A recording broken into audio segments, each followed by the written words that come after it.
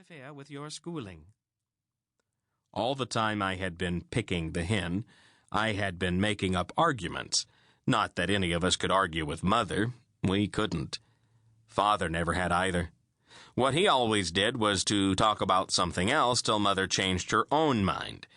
I thought I might be able to do the same thing on the school business, so when she gave me the note, I said, "Do you remember how many hens we had when we moved down here from the ranch? Seems to me there aren't very many left. I counted them just now, and there are only 37, and the rooster." Mother pinched her upper lip 2 or 3 times with her thumb and finger. "Now, let me see," she said. "We had 2 or 3 during the early spring, and I used some for broth when Father was sick.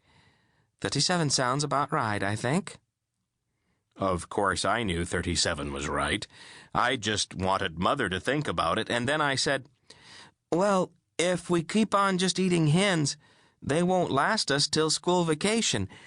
I thought maybe I should go up and see Mr. Cooper this morning about getting my job back. Then we'd have a payday by the time the hens were all eaten up." Mother didn't say anything for a minute.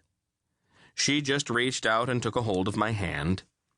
While her fingers were rubbing up and down on the back of my hand, she said, I know. We mustn't keep on eating them or we won't have any eggs. That makes me think. Were there any brood hens that wanted to set?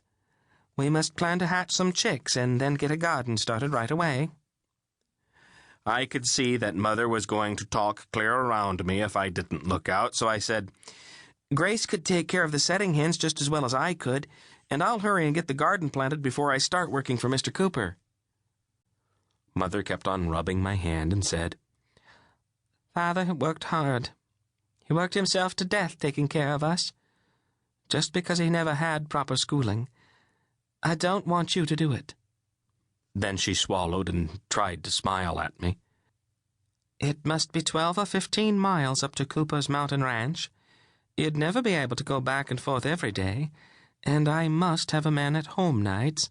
Philip is not old enough yet. Now you take your note to the principal and tell him you won't have to be late any more." I hadn't thought about Mother needing me at home at night, and it really was too far to ride up to the mountain ranch and back every day, so I took the note and went to school. That was my first day of school since the middle of March. While Mother had been away, we children had stayed with the neighbors. Just taking care of Lady and the hens had not been enough to keep me busy, so in April I'd found myself a few jobs on market gardens.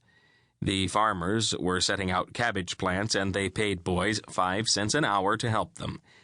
I knew I could never make a living for the family at 5 cents an hour and go to school at the same time. All through classes, I tried to think of ways I could find a better job, and as soon as school let out, I went down to see Harry Nutting. Mr. Nutting was not any older than Father would have been, but he owned the Littleton Lumber and Fuel Company, and just about the nicest pair of driving horses I'd ever seen. He did not load any lumber himself or shovel any coal, and he wore good clothes all the time. And though he was always working, it was with his head instead of his hands.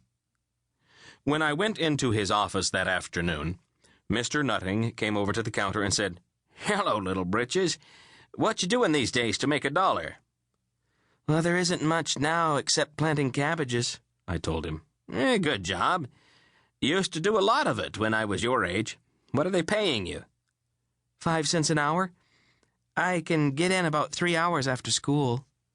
You made any promises ahead?" I just shook my head.